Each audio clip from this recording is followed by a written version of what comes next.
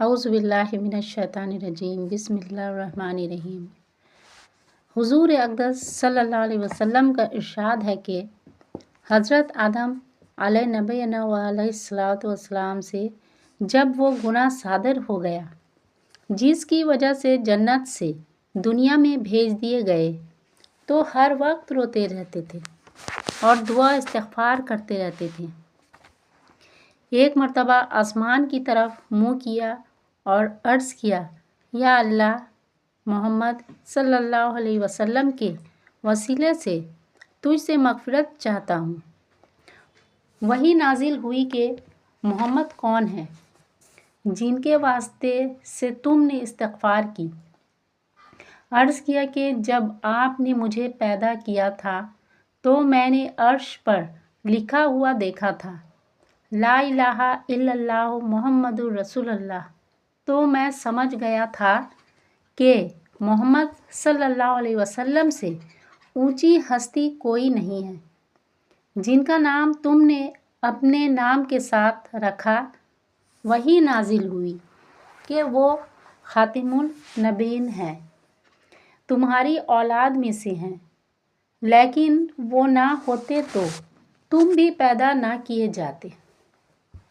हज़रत आदम अलैहिस्सलाम ने उस वक्त क्या क्या दुआएं की और किस तरह से गिड़गिड़ाए, इस बारे में बहुत सी रिवायात में वारिद हुई हैं और इनमें कोई तारुज़ भी नहीं जिस पर मालिक की नाराज़गी, आका की खफगी हो वही जानता है।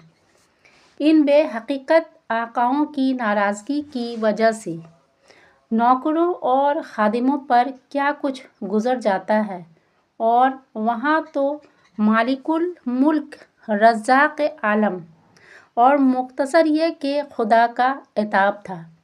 और गुज़र किस पर रही थी? इस शख्स पर जिसको फरिश्तों से सजदा कराया, अपना मुक़र्रब बनाया। जो शख्स जितना मुक़र्रब होता है उतना ही अताब का उस पर असर होता है, बशर्ते कि कमीना ना हो, और वो तो नबी थे।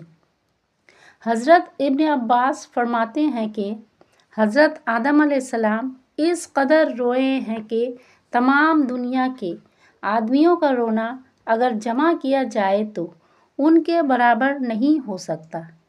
40 बरस तक सर ऊपर नहीं उठाया।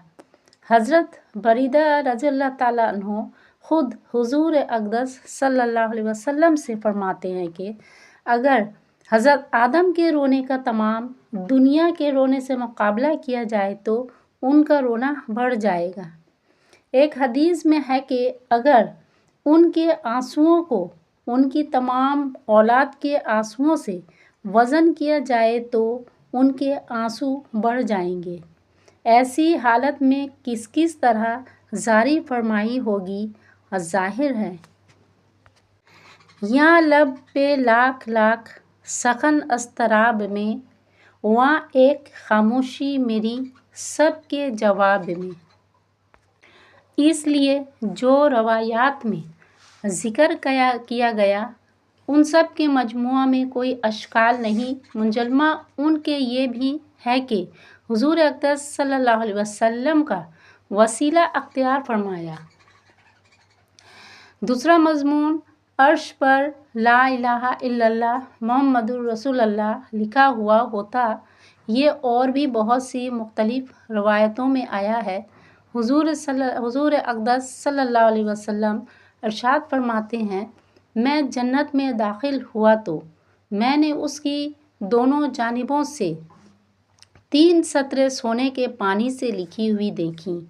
पहली सतर में ला इलाहा इल्लल्लाह मुहम्मदुर रसूलुल्लाह लिखा था।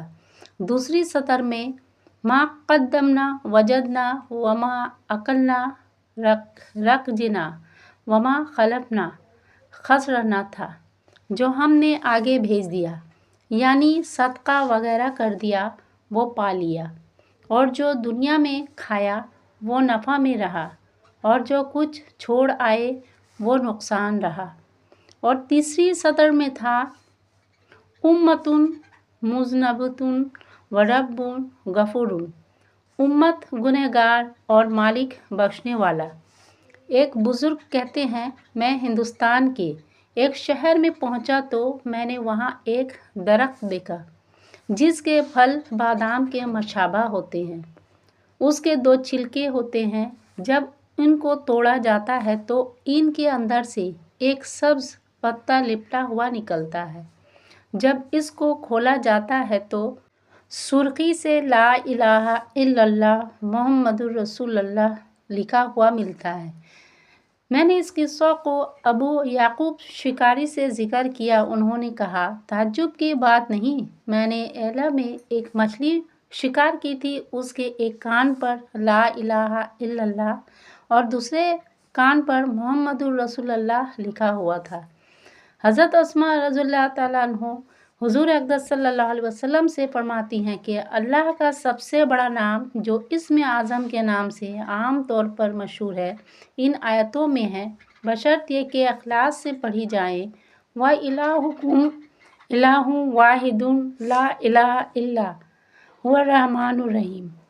और अलिफ लाम मीम अल्लाहु ला इलाहा इल्ला हुवल हय्युल क़य्यूम।